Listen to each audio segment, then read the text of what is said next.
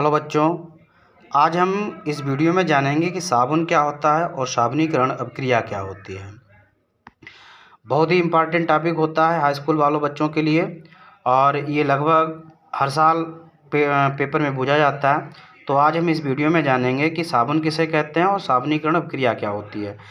तो जैसा कि हमने लिख रखा है कि जो उच्च वसीय अम्ल होते हैं, क्या होते हैं? उच्च वसीय अम्लों के सोडियम तथा पोटेशियम लवणों को हम क्या बोलते हैं? लवणों को हम लोग साबुन कहते हैं। ठीक है, तो उच्च वसीय अम्लों के सोडियम और पोटेशियम लवण ही क्या कहलाते हैं? साबुन कहलाते हैं।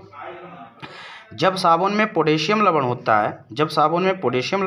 है, तो ऐसा साबुन सॉफ्ट साबुन कहलाता है, मतलब मृदु साबुन कहलाता है, यानी कि मुलायम साबुन कहलाता है। यह साबुन जल के साथ आसानी से और अधिक मात्रा में झाग देता है। ठीक है, ये जो मुलायम साबुन होगा वो क्या होगा?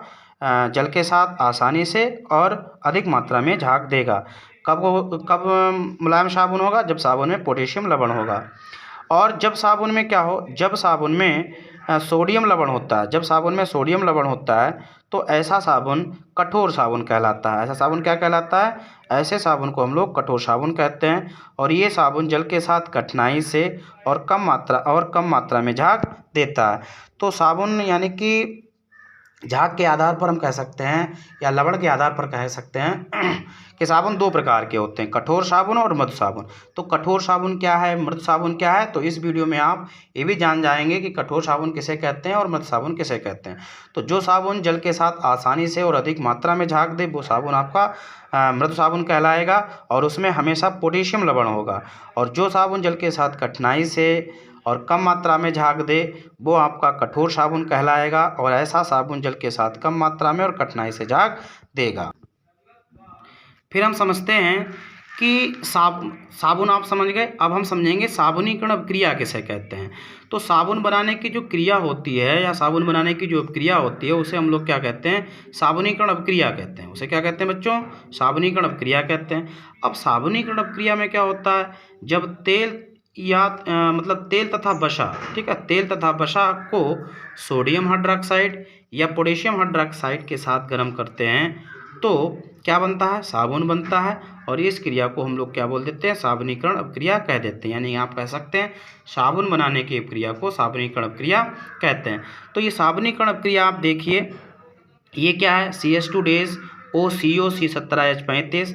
और ये जो बॉन्डिंग होगी वो कार्बन कार्बन के बीच होगी। ठीक है, ये बॉन्डिंग कहाँ होगी? कार्बन कार्बन के बीच होगी। ये गलत लग रखी है। ठीक है, तो ये इस तरीके से CH2 days OCO C17H35, CH days OCO C17H35, CH2OCO C17H35।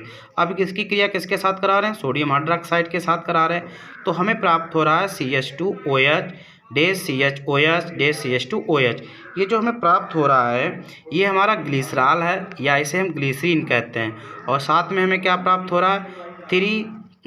3C17H35 COO और साथ COO प्राप्त हो रहा है। ये हमारा सोप है अर्थात साबुन है जिसका नाम होता है सोडियम स्टेरेट। क्या नाम होता है? Sodium stearate. तो साबुन बनाने की प्रक्रिया को क्या बोलते हैं? साबुनीकरण प्रक्रिया कहते हैं। ठीक है, जब तेल और वसा की क्रिया सोडियम हाइड्रोक्साइड के साथ कराएंगे तो सोडियम स्टेरेट प्राप्त होगा।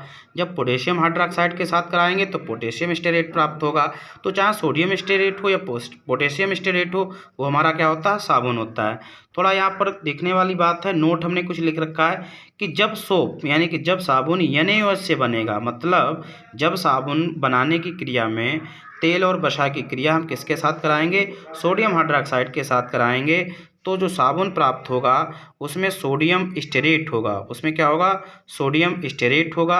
और उसका फार्मूला क्या होगा? C17H35 COO होगा।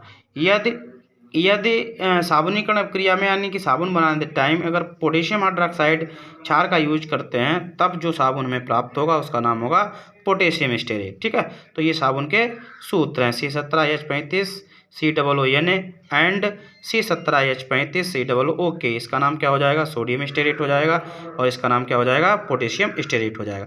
तो मुझे आशा है कि वीडियो आपको अच्छा लगा होगा और इसे आप देखिए। ये क्वेश्चन इंपॉर्टेंट है और पेपर में लगभग आता है। ठीक है, तो बहुत ही इंपॉर्टेंट क्वेश्चन है, इस बार आने के पूरे चांस है। धन्यवाद।